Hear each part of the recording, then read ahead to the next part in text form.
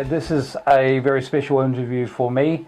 I'm in the home of Roy and Robin Phillips, and we're actually in Roy's studio. Roy's fame in earlier days was with the band called the Peddlers. Very grateful to be in your home today for a bit of a chat. It's Robin, my pleasure to have you here. Thank you for coming. Awesome. And we actually came a few days back and we discovered there was so much to talk about that we had to go away and scratch our heads and think of how to put it together, because your career has spanned a long time, from the early 60s with Joe Meek's and the Joe Meek's days. And can you tell us a little bit about that? Because we were discussing the other day, it was something like what is known in the musical in LA, something like the Wrecking Crew was going on in London, where a lot of folks you knew played on a lot of very popular records at the time. Yeah, well, I was playing with a band called the Dowland Brothers at the time, and they copied the Everly Brothers. There was a bit of writing. They did some writing. Yeah. Anyway, well, that's the introduction to Joe Meek, because Joe Meek had come and do some recording with us. And so off we went to Greater Londinium and started working in Joe Meek's studio and then doing a few sessions. And there were people like the guys, the Honeycombs, there was early Tom Jones, and Joe turned down the Tom Jones. Yeah. And he also turned down the Beatles. My goodness. Yes, I know. And Richie Blackmore was the guy I was thinking. He was the #1 guitar player in Joe Meek's studio. And of course he went on to play with Deep Purple for many, many years. Very interesting. Joe Meek's turned the Beatles down. That was an interesting moment. Yeah. Now, early days of playing, you were a reluctant singer. In fact, you actually advertised for a singer but never found one. Yeah. So thank goodness for that, because the world would have been robbed of what I think of when I listen to you. I think that's a Ray Charles. Well, ain't that nice of you? Well, yeah, this is where the bass player and I that used to work with the Tornadoes. Right. That wasn't Tab, was it? That was Tab. That was Tab. That was Tab. That was Tab, you see. Tab was going to take over from a guy called Hines, who was the bass player for the Tornadoes. And then Tab and I got talking in our usual dysfunctional way, because it was a very dysfunctional place to be in Joe Meek's place. You never know. There's World War III was around every corner. And it was just crazy. But Tab and I moved up to Yorkshire, and then we moved to Manchester, and we started doing a few dreadful clubs, doing impersonations of Steptoe and Son and goodness knows what, nothing about singing or anything like that. And we went to Manchester. Because comedy music back in the day was quite popular, wasn't it? Yeah. Before this thing called rock and roll. Yeah. See, with those early Meek days, we were doing tours with a guy called Larry Pond used to run these tours. Yeah. And I mean, there was Little Richard, Everly Brothers, Roy Orbison, Gene Pitney. It went on and on. A whole lot of shaking going on. Yes. And I've covered one of his numbers, which I'll play you later on. And that was it. So anyway, we wanted a singer, because I had no interest in singing at all. A local music shop had given me a brand new Lowry Heritage organ because they couldn't sell it up there in Manchester. That's the only reason they gave it to me. See? And so I had to learn this thing. It's organs, which I learned to play. And so that's how the Peddlers got started, with organ, bass and drums. Right. But there was a lull in proceedings. Our manager is then a guy called Alan Lewis. Now, Alan Lewis used to run a second-hand car place. He's now one of the richest men in the world up there, and I don't think it was through cars. But Alan gave us this opportunity, and so we advertised for a singer. Yep. And no one came. We had one request, and it was a lady singer. No, it wouldn't suit the Nothing bill. fitted. Yeah. Nothing. But that was about the only thing we had. One reply. Right. And this is after 6 months. Who wanted to join us? Nobody. You got on and did it yourself. Yeah, that's So right. was that some very early songwriting as well? Yeah. Okay. Yeah. Can you just give us an idea of some of the songs that you were writing and playing back in those days? I was writing with Tab in those days, and Right. there was Tab's the bass player. We had been writing an awful lot in London as well, Right. but nothing was becoming of it. One of our first releases was "Whatever Happened to the Good Times," and that it rang up. It got us heard on BBC. Mm-hmm. And I think they gave it a couple of plays, and that was it. And yes, there was that. We did "Let the Sun Shine In." We started copying the Teddy Randazzo versions of these soul numbers. Yeah. And interestingly enough, on those early recordings, there was. The Rolling Stones were in one studio, and Billy Wyman was a great friend.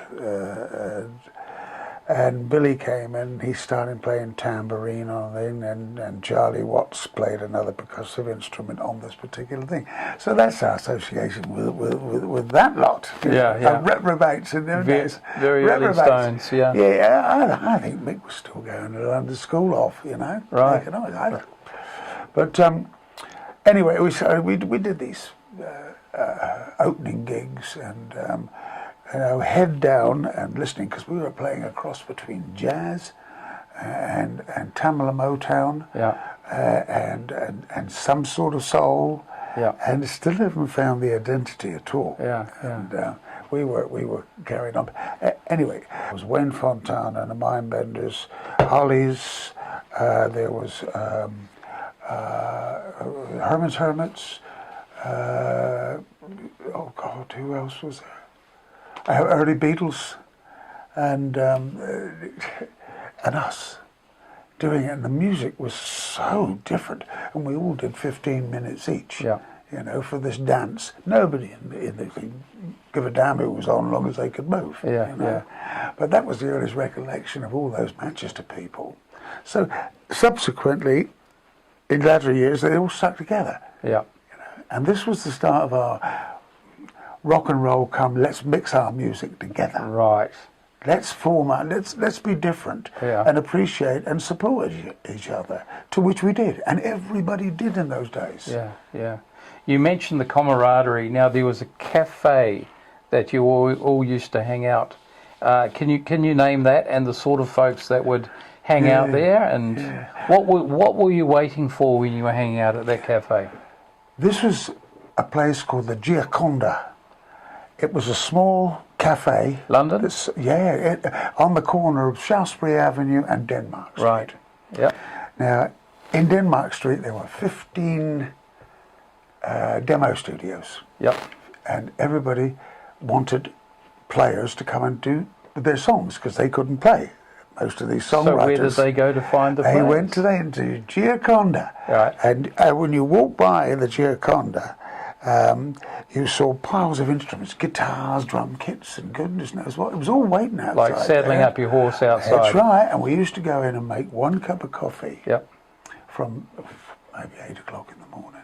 One cup of coffee last from maybe 8:30 in the morning till about 2 o'clock in the afternoon, and it was the worst coffee from the word go anyway. And somebody would come along from one of the studios and says, rhythm guitar player, can handle country stuff. Boom, boom, every hand shot up, There was a load of people. It was Chaz Hodges from Chaz and Dave. It was Elton John there, who was Reginald Dwight? Reginald Dwight back in the day. That's right. And everybody was queuing for a gig. You got £7. Right. £7 was a lot of money. You could probably buy 2 coffees. It was a month's rent. Yeah. That's significant. Yeah. So the real camaraderie amongst that lot. Probably rounds of applause when you were selected to go and play. Yeah. And you'd be cheering for the other guy too. To have a go. Yeah. That's marvellous. That's the difference between then and now. Yeah. That camaraderie is non-existent. So listening to you the other day when we had a really good chat, that really came through as a common thread, and you had a lot of really kind words to say about a lot of folks that you met, played with along the way, and you mentioned one of the key acceleration points from my listening was your gig at the Pickwicks. That's right, Michael. We came down from Manchester, and we just driving around, and nowhere to go, nowhere to stay, nothing. There was 3 of us in a van and a road manager. Was it a Thames van, by the way? It was a Ford Transit. The same as everybody had. Ours was a little bit more rustless than the rest because of the guy that used to manage us. He'd already given us one of these vans, and it was quite acceptable. I said quite posh, quite posh really. So anyway, we drove by the Pickwick Club. Now, Pickwick's was an 11 p.m. onwards sort of a club, wasn't it? Yeah, it started getting earlier. Right. But, and we went down there, and a guy called John, we passed him, said, can we come in? Yeah. And they explained to us, well, this is mainly for the theatre people in London, and the film people. This was their particular club. Yeah. And so, Harry Seacombe just said, oh, come in, boys, come in, So anyway, they told them we were a band. John Hendricks was there, the singer with Lambrix, Hendricks and Ross, who used to sing with Count Basie. Right. And John was doing a solo thing with a man sitting on a stool singing. And this was great, this was wonderful. So we had the blessing of that, and we just looked around this room, and there were so many faces, that we only dreamt of, So anyway, the outcome of that is they offered us 3-week a gig because another band was going to come in, another little duo was going to come in there. Yep. So anyway, we did that 3 weeks. They cancelled everything else and offered us an extension for however long we wanted. Brilliant. So at what stage, what songs were you playing? What was really starting to resonate with everyone? Oh, we were doing the Misties, Shimmy Like My Sister Kate, and they all had things to do with the people that used to come into that particular establishment. I'm doing things like dancing the old-fashioned way. Charlie Aznavour, little Charlie used to come in. Yeah. And Marcel Marceau, who was the first major instigator for the Peddlers. He gave them the image, which never changed. Right. And so anyway, we took on this 18-month thing. So Marcel, I'll pick up on Marcel Marceau because he was brutally honest with you, wasn't he? Oh yeah. He said I can see that it's partly working, but there's some things that have to change here. When he came down one lunchtime, we used to rehearse down there. Right. We were rehearsing all this new act that was given to us by different people. They said, you should be doing this and this and this and this because you're basically a jazz come swing. I've got a word for what I think you are later that I'm gonna say. But can I also pick up on? So you had Trevor on bass. Trevor was on drums. Oh, big pardon. Tab on bass. Tab on bass. And Trevor on drums. Tab played a Epiphone open body. Yeah, an Epiphone electric bass. So most people play basses like this. Yeah. How did he play it? Well, there was no room to move in the Pickwick, and so he was crunched up, and he was sitting over a hi-hat cymbal, you know, like that. Billy Wyman came in one night from the Stones, and he's going. We saw it, and Tab turned it up that way, and he said, I can't play it like this, you know. He said, well, learn. And he did. And he did. And that was pretty much the signature. That's right. You know, you could take a a glance of somebody playing a vertical, open-bodied bass guitar, and you would know it was Tab. It was Tab, yeah. Yep. It was Tab, yeah. Now, Trevor, so I had I played around with the drums, and I was always interested in Trevor's playing, because he was quite a showman, wasn't he? Wasn't he ever? Yeah, so sticks were going everywhere, and most of them being caught. Yeah. A few of them bouncing off floors. Oh, yeah. And a few. Do you remember those Premier E sticks? Yes. With the plastic tips Yep. on the damn things? Yeah. Trevor used to go through, I don't know, maybe 3 or 4 of those a night. And but somebody would be lucky, and in their cocktail they'd find the tip. No charge. There's no charge. There was a prize. We had a prize going there too, that people that found a plastic tip in the drum things, which was the luckiest thing on earth. Lucky draw. Yeah, it was lucky draw. Yeah. And the manager would shout them a drink. Yeah. Now Trevor was a very visually entertaining. The three of you worked very well together. Trevor was very visually entertaining, and particularly used to throw a few wild cards in at you with a half bar short or a half bar over here and there. So to which I think you adjusted, both of you. Had to. Yeah, and in the moment. So I mentioned I've got a term for you. I for your style of music, I reckon it was early prog rock. Because you can give it every name you can possibly think of. They tried in those early days. Yeah. Do you remember an expression called MOR? Middle of the road. Oh yeah. That we always used to think was a big hang up. Yeah. But that's what they called the Peds.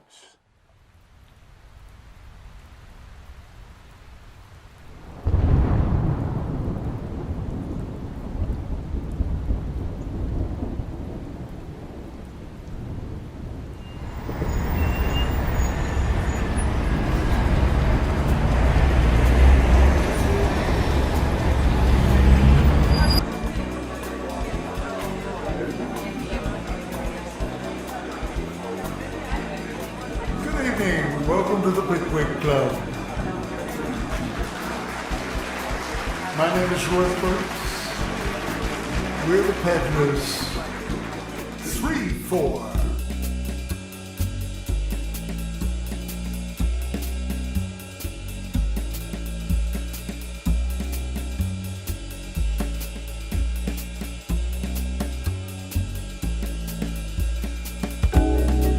Easy riding, cruisy 4-4, soothing on the soul. Taste of Latin, lace and satin, cool jazz on the road. Takes you away from another great day. Makes another move. Close to midnight, band is so tight, makes it so right for a blue groove.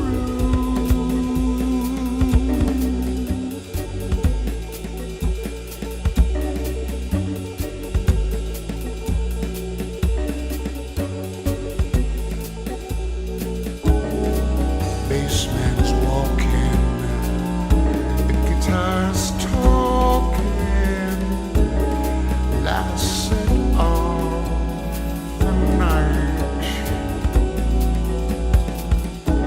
Dark and breezy, free and easy,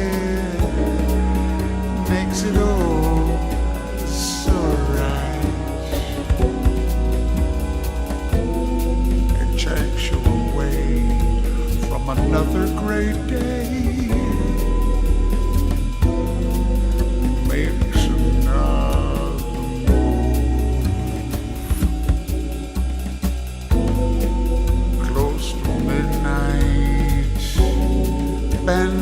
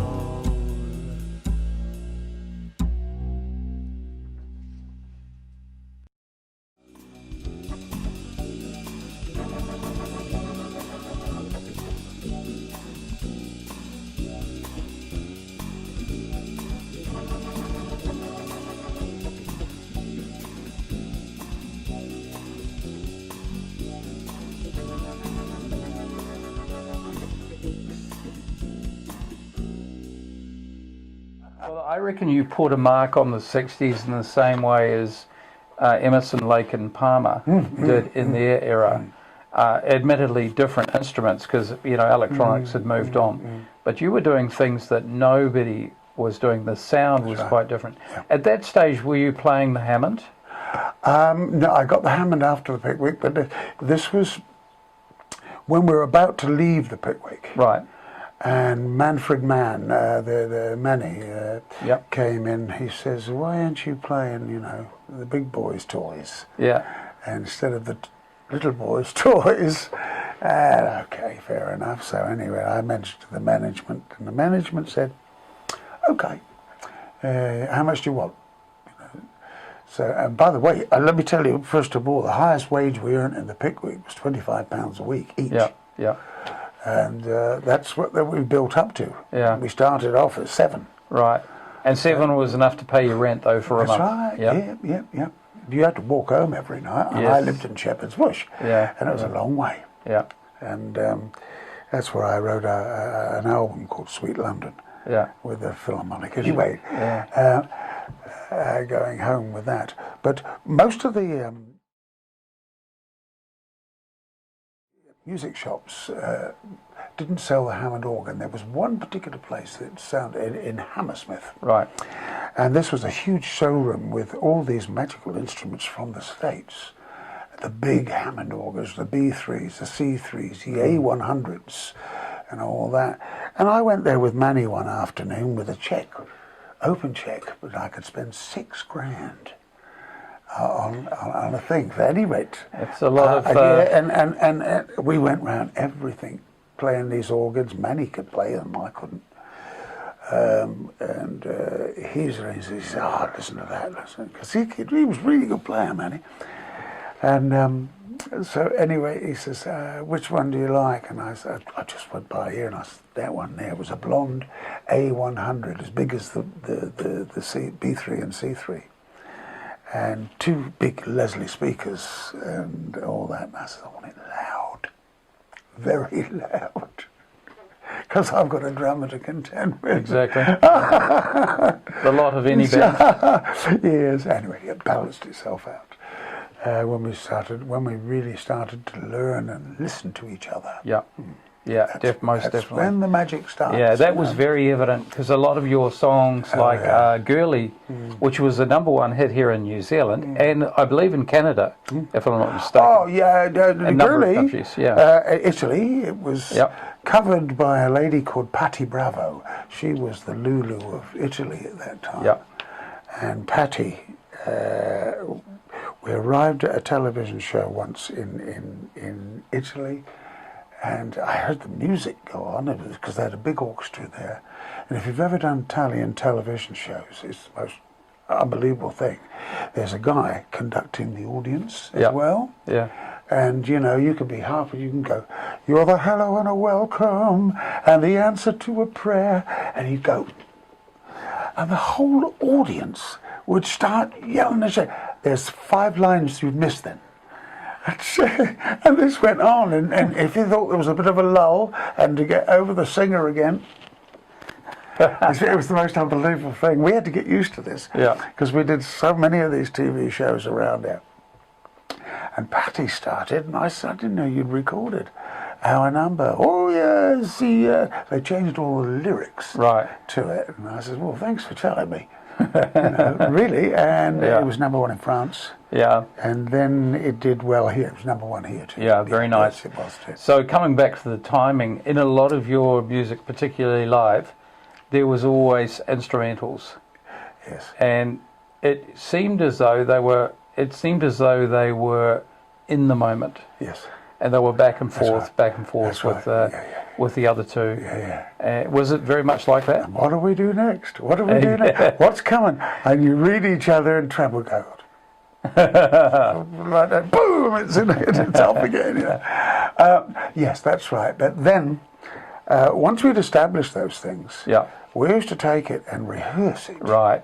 And we used to rehearse things that went wrong. We used to rehearse mistakes that worked with an audience. Right. We rehearsed my bass player breaking a string and not stop playing. Right, yeah. with the drummer, and he's reached for the string like that, and Tab would be like that. The drummer would still be playing like that, and he's helping Tab do the thing, and I'm doing a little bit of a solo on there, and doing that to make him hurry up, you know. This is what we did, the Peds did, and many times there was loads of accidents, like he'd break a snare drum. Oh yeah, you know, and like that, and that stick would go through it, and he'd get up and he'd walk around the stage like that and start tap dancing, and he'd put his snare drum on the thing. Road manager would have a chance to get another one, and he'd go out in the audience and play on people's heads, and up and down aisles and so seats and everything. That's true entertainment, because it's also being very professional in the moment, because those things happen. You know, that's why Clapton got their nickname Slow Hand. Oh yeah. Because he was a little bit slow in changing strings when everyone was dying to hear what was next. Yeah. And so it's very much mark of a professional to really turn that into entertainment. That's right. Yeah, absolutely. I'd like to take you back to a night at Mr. Pickwick's when you were minding your own business playing, and a certain Frank Sinatra sidled up beside you. Yes. What happened next? What do you know? Whoa, brother, I've got God sitting next to me. Well, if it wasn't God, it was his brother, you know. Well, Mel Torme used to come in the Pickwick. Right, Mel was a very famous jazz singer. Mel Torme was the greatest jazz singer ever. Right. He was, they used to call him the Velvet Fog. And through one particular reason, he had the most incredibly beautiful voice. Yeah. And almost like a Westminster choir boy that sang jazz. Yeah. And his mother-in-law was Thora Hird. Yeah. From Last of the Summer Wine, and of course many things. But that was what Thora was doing in her last days. Yeah. And so Mel he always used to say, "Why don't you do this?" And there's a song called "Come On Home, Babe." And you do come on home, babe. And he says, "Do it your way, not my way. Do it your way. Yeah. Do your scats thing. Go crazy." Because that's the song that lends itself for it. Hence that led on. And one night he came in with a guy, and they sat down the back. And the old man, he comes up, and I saw there's something out there coming out of the light. And it sat down, he says, "Shift your ass." And I sat there, and he says, "What do you know?" I says, "Oh, I don't know." And when I looked round and I saw what it was, I thought, "Oh, God almighty," you know. And you know, the pit, something hits the pit of your stomach, and you go, "Oh, I wish I was dead." And I says, "We do Strangers in the Night." I says, "Hope we can do that, because we should do something." When people wanted to be very, very quiet in that Pickwick Club, if there was something happening, or somebody had a business meeting. There's some of the theatre people had business meetings there, and they do it in the open with everybody there. It was brilliant. And I said, "We do that," and he goes, "What key do you do it in?" And I said, "Well, any key really." He said, "I do mine in B flat." I said, "Okay, fair enough." That's got more black notes in than white ones, isn't it? You know. So anyway, I played there, and he says afterwards, "Thank you very much."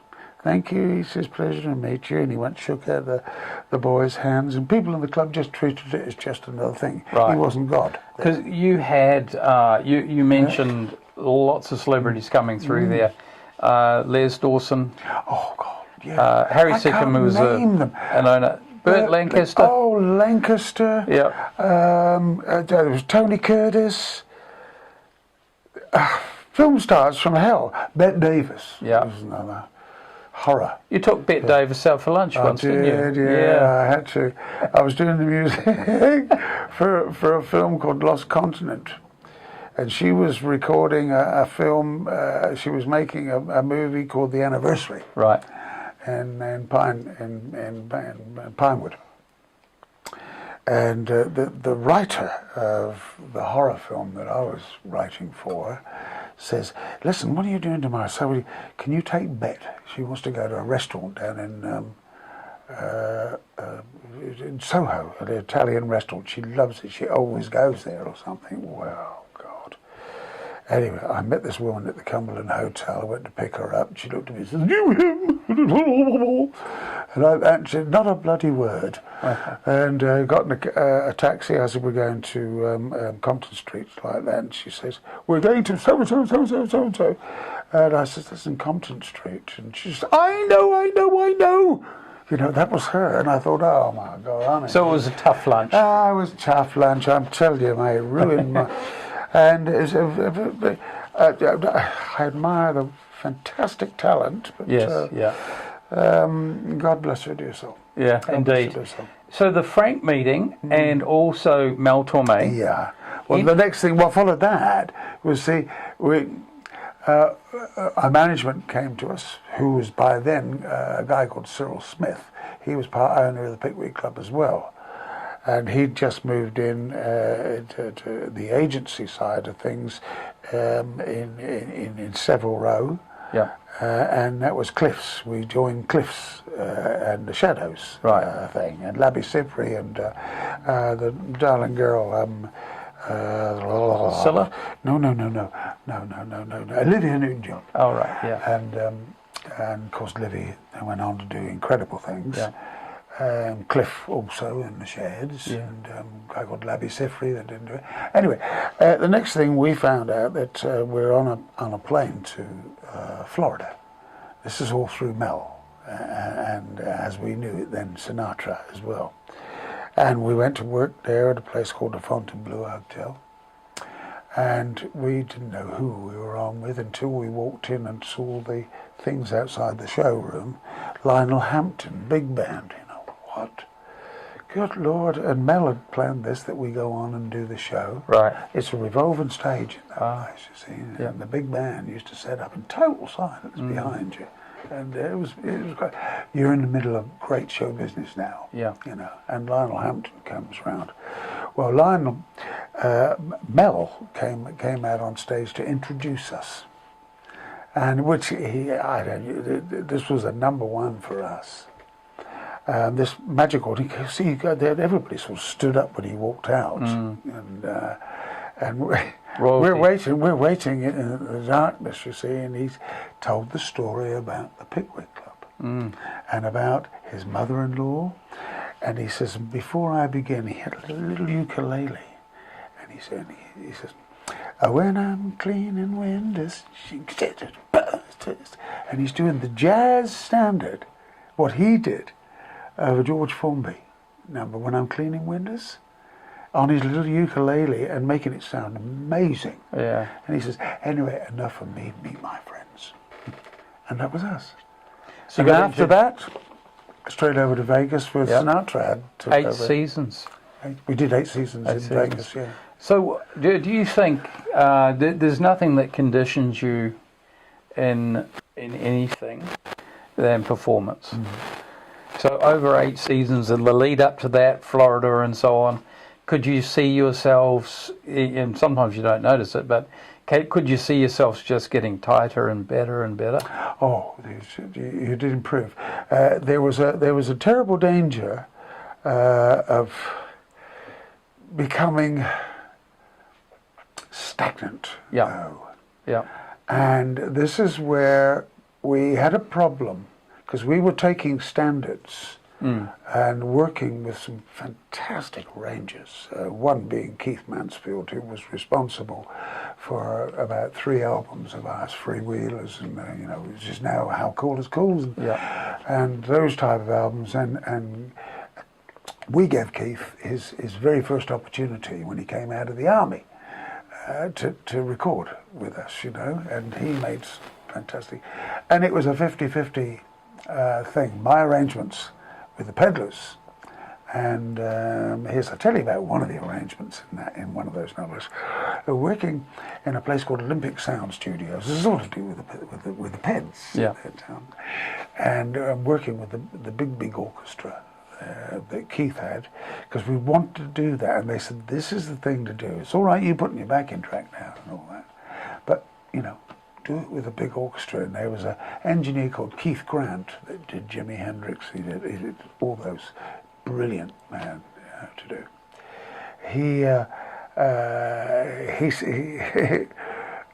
There was scaffolding around the place. They were doing some repairs of soundproofing, you see. Now, during rehearsals of this thing, I'm over the other side of the studio with a Hammond organ and Ed cans and speakers and God knows what. Now, Trev started, during the take, he didn't play the drums, he played the scaffolding. Like that, and the engineer, I could see the engineer's head come up over the thing because he was up in the gods, like that, and he says, "Don't stop," he says, "I love that." So that was it. So Trevor played scaffold on What Now My Love, just in case anybody is interested. Okay, all right. You can't hear a real drum in it at all. No, that's right, and I hear that now. Now that I know that, it all makes sense. Yeah. Onwards from Vegas, and there's a few other. Well, there's many significant names in the music business that you met, played with along the way, including Jimi Hendrix. Yes. Who was a terrific star. Did you meet him on the stateside or no. back in the UK? No. Chas Hodges from the Animals had just brought Jimmy over from the States, you see, and was going to introduce him in quite a big way. And we met him because we were working at a place called the Bag of Nails Club in Soho, in London. And this was Georgie Fame's manager, a guy called Rick Gunnell that ran those clubs. And it was Georgie's manager and a few more names. Well, Jimmy says, "Can I sit in with you?" And we had no idea what Jimmy did, really.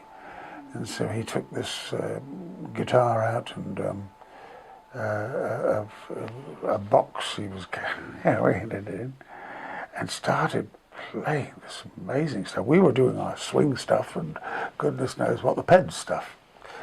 And he started, it's all happening now. We're now a rock and roll band. You know? So that's when Jimmy loved it. He loved it, the mixture. Because he was very jazz orientated anyway, that dear fella.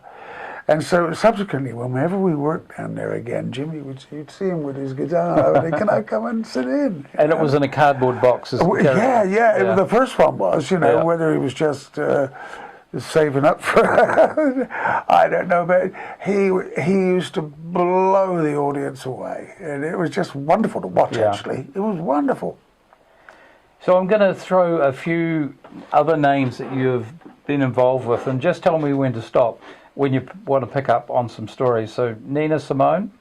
Yeah, Nina Simone was a person that we did 2 concerts at the Albert Hall with. Stunning artist, but there was more than a little trouble with race and creed. And Miss Simone had no tact. But there again, you could not argue. I mean, artists that when they walk out on stage, everybody stands on their seats for about 50 minutes. You can't question that. No. And that's what the industry is about. That's respect, Yep. Johnny Mathis. Johnny Mathis.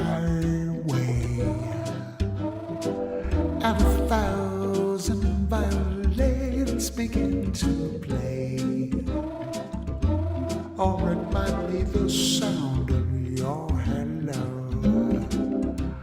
The music I hear, I get so misty whenever you're near. Can't you see that you're leading me on? But it's just what I want you to do.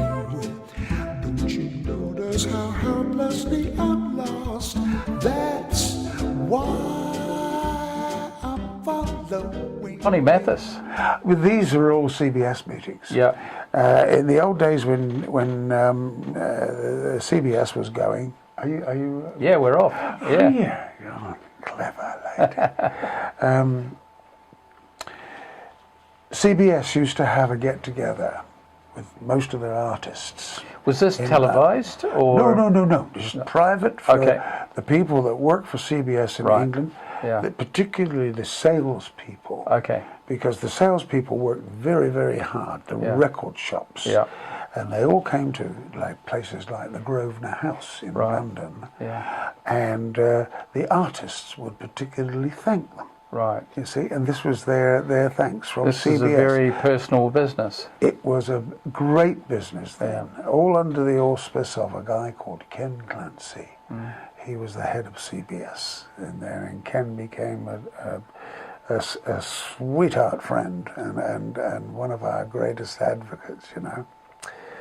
He and on these shows would be Mathis. You only went up there on stage and they performed to a backing tape. Okay. Just to go and shake everybody's hand and all that. Andy Williams. Oh my God, Glad's Night. There was I can't remember. Dione Warwick. No, Dione wasn't. She wasn't there. No, so Dione came later. Okay. But that was the kind of thing that used to go on there, and I've got some very amusing stories. Johnny Mathis arrived, and his shoes were marked, his patent leather shoes. Now Johnny wouldn't go on stage with them.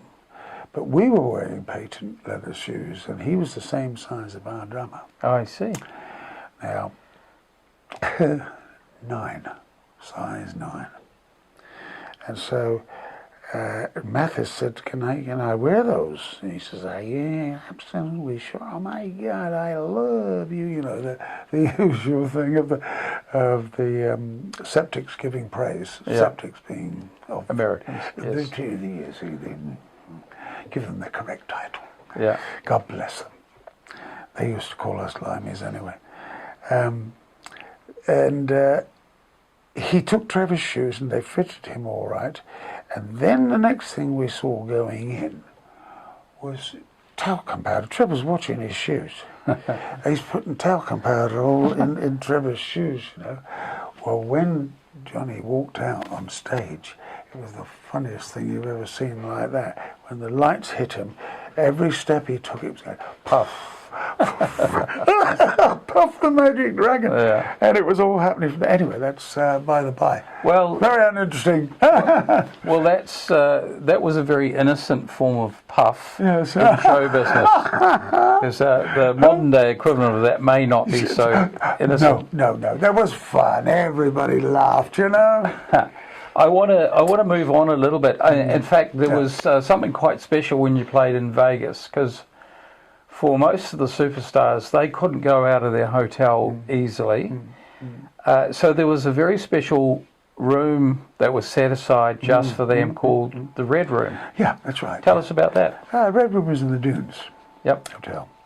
Dunes. The Dunes. Oh, the Dunes Hotel. Okay. We're Dunes. Yeah.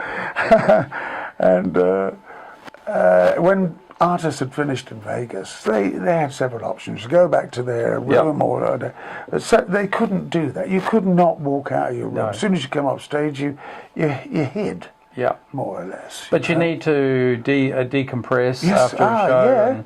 Yeah. They used to go where every other artist did, particularly the jazz people. Yeah. And the jazz-orientated people, Louis Primas and all those. Okay. And they used to gather down the club. You had to prove that you were obviously your credentials. Your credentials, yeah. And now there were instruments there, and if you wanted to do something, there was a Hammond organ, there was a grand piano, there was a drum kit, and whoever wanted to come and play bass, they brought their own, I suppose, and guitars. Yeah. But one night we're down there, and Sarah Vaughan is in there. We're just having a little drink, and there's nothing happening at the place. You know, mind, it was only early. It was only about 2 o'clock in the morning. And all of a sudden, Sarah's had some sort of business meeting. And she just left the business meeting. She went and sat on the stage, and she just, I remember, she said to the person, she goes,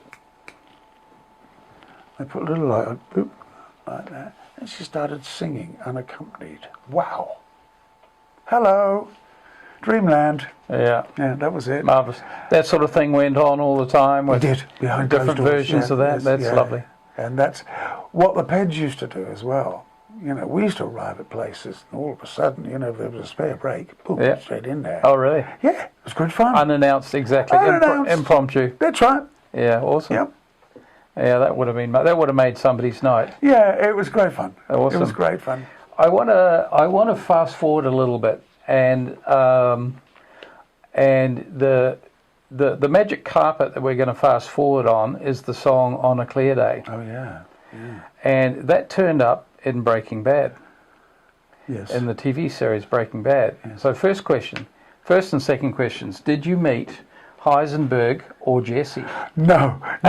Unfortunately, I didn't. Rob and I think we were having dinner one night, and all of a sudden, somebody had sent an email that they'd just heard us on Breaking Bad. Right. And that's the first we knew Yeah. About that. Now, having known your music for many years, and also having in the last 10 years reacquainted myself with it, when I listen to soundtracks from great producers like Tarantino or Guy Ritchie, or guys of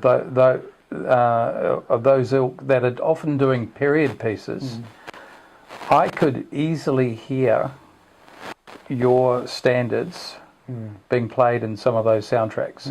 We talked about that the other day because it's really a transportation back in time, and your versions of those standards are quite give a different take. Yes. Because standards are timeless, right? Would you agree with that? That's right, absolutely. But you're putting a different expression into them. Yes. That's right. So I wanted to discuss with you a little bit about reaching new audience, because a lot of your audience have hair like mine and yours, you know, we're of a certain hair colour, and all of a sudden you're on Breaking Bad. That's a completely different audience. What are your hopes and dreams for the future about reaching those folks? That has got to be the ultimate goal. Yep. That's got to be it. This is really legacy. Yes, It's a legacy yes. component, isn't it? I've always arranged music. I've had arrangers that I admire, and I think people like Quincy Jones that do these wonderful tracks. Oh, I couldn't count them all. I mean, everybody is a breath of fresh air to you, and you go, oh my goodness, that's something else. But I've always done things my way. And this, sometimes it used to annoy the boys in the Peddlers, you know, and I said, no. This is how I see this thing. Yeah. You know, and I didn't give them much of a chance. So of course, there was an awful lot that came through, particularly for the solo type of things that used to happen with the Peds, and the impromptu things. As I say, the rehearsals of the mistakes you rehearsed. And the scaffolding. That's right. It's those type of things. Yeah. The scaffolding. Oh dear. And yes, I can foresee that once we've released our trilogy of albums. Yeah.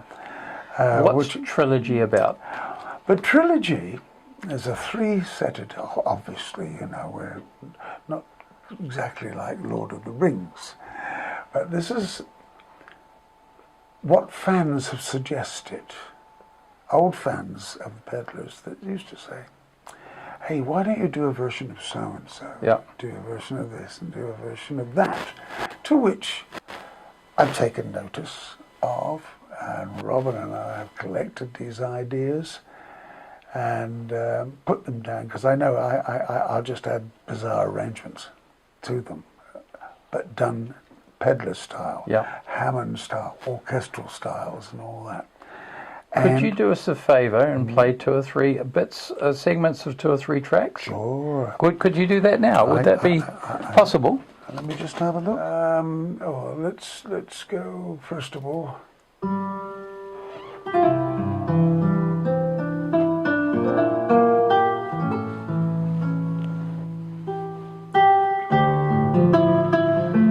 This is a song written by Henry Mancini, and from a movie called Days of Wine and Roses.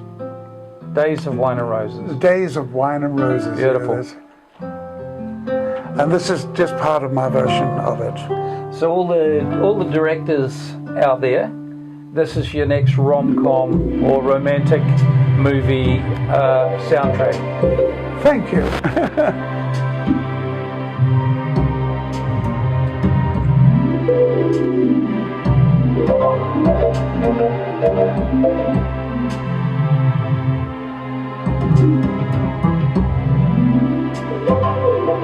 A friend of ours got married, and I had to lead her down the garden path, as you might say, into the thing.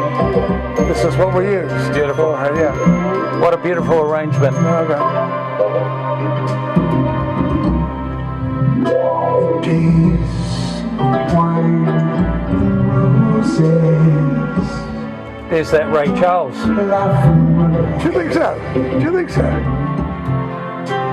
Like a child at play. Just tell me when you want to cut. Towards a close. How about Daydream Believer? This is The Monkees, Daydream Believer? yes. Your take Davey wouldn't have done it like this. No, Davey couldn't have done it like this. With all due respect. Well,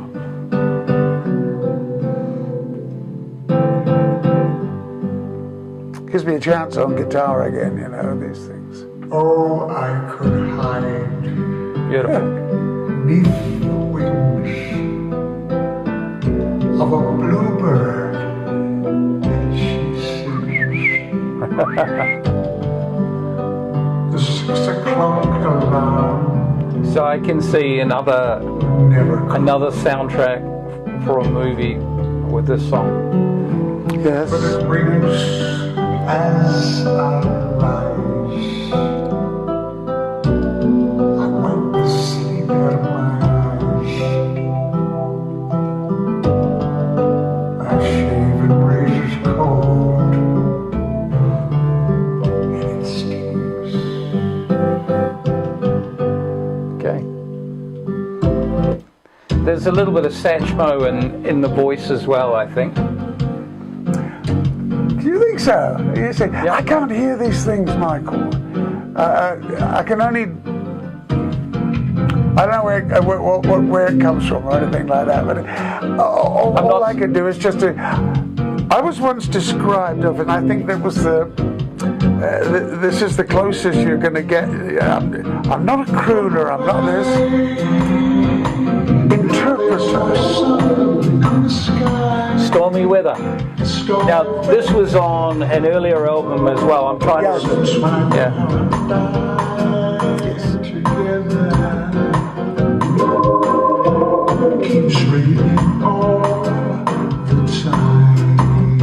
Okay, and One for the Road.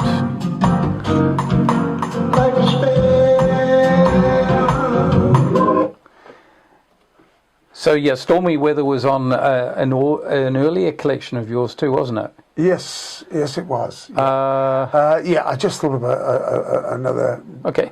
different thing that I could do. You see, on this one too. This is from Standard Procedure 1, and I've always wanted to do something with this number. Very nice bass in there. Fretless. Beautiful.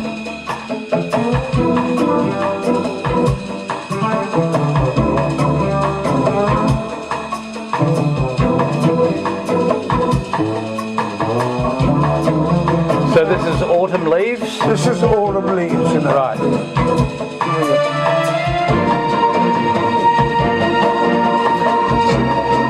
Typical Peddlers arrangement of these, that bass.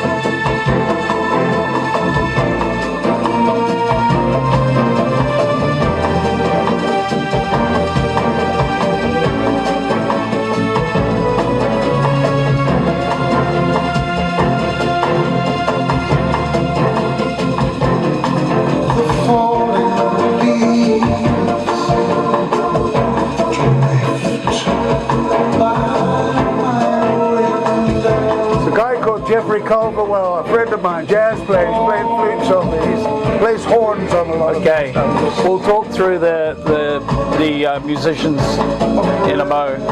Do you want me to turn this down? Yeah. So just as that's playing in the background, that's beautiful interpretations, your style. Let's talk about some of the musicians that help you on the album. You mentioned the flautist just now. Yep. His name's Jeff Culverwell. Jeff is a renowned horn player. He's one of the best horn players on God's earth. Yeah. And he's played with sort of everybody, but we formed an association and we do his jazz festivals for him. He doesn't call me jazz, and I don't like to be called jazz. You're not. I'm not jazz. Yeah. But it comes under that category. Yeah. You see, there's so many genres now. People are too lazy to say, well, okay, that is such and such. Yeah. They class it as jazz. If it's got more than 4 chords in it, boy, you're branded. Right. You know, which used to make me tired. Jeffrey Culverwell,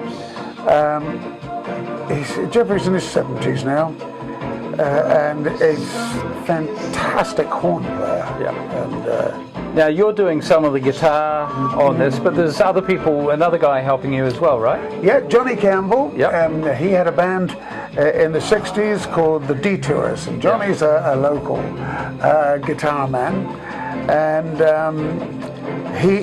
Johnny basically specialises in Cliff in the Shadows type of work. You know, Right. that's what he was doing quite a lot of that in the 60s and early 70s here. But he comes along and we adapt, and I say, I want a nice jazz feel on this, and he adapts. Right. He does it. You see. Yeah. And the other one is now a very new Far North councillor that had a band in Whangarei playing the blues, and he's a harmonica player. Right. His name is Jack Kroll. Okay. Jack comes down with me, so if he's got doc meetings down here, for instance, he comes and he says, anything you want me to do. Yeah. And so, I got those type of blessings. And I would with the other guys as well if I wanted anything. I've been really lucky with that, having people saying, okay, that's right. That's awesome. Well, look, as we listen to Stand By Me, I believe, yes, your version, there's a couple of things that pop out to me about you now that I've finally met you. One is you think you get on with everyone. You think everyone else is lovely, and that's quite a constant theme with you. You have the ability to get on with everyone. And that's not an easy thing as a musician, because there's often different ideas and so on, but yet you've found a way. You've also, in my view, been influenced and assimilated a lot of really cool stuff from royalty, musical royalty, of which your good self is a member of that, and brought it into your own sound. I think that's the hallmark of what I see the trilogy album being, where you're putting your own spin and your own flavour on some very cool standards. So we're very grateful to have a listen to that, but also to have a listen to a story which I think there's lots more that could be told, but in a much longer or in more episodes than we've got time for today. But we're really grateful. Gladys and I are very grateful to meet both you and Robin, and to spend some really good time with you over a couple of days. Well, I hope it's not stopping there. I hope it's not stopping there, because you remember a family now, mate, whether you like it or not. Well, we do share on my mother's side the same name of Phillips. So who knows, if we dug back, we might find out that we are related. Sorry about that. I got to tell you, in the very, very early days, I was writing and submitting these songs to publishers and all that, and getting nothing, getting nowhere. That's why I gave it a break. And my name then was Fail Hits. And that soon changed. So now 45 million records in of sales over the years. But we actually wish you all the best with connecting with the new audience and carrying on the legacy beyond, you know, over more than, it's been now 60 years plus. Let's hope it's going to live on with the new generation as they discover the old standards in a reworked way. I'd love to see your stuff be on, as I mentioned, be on a movie soundtracks, because I think they really lend themselves.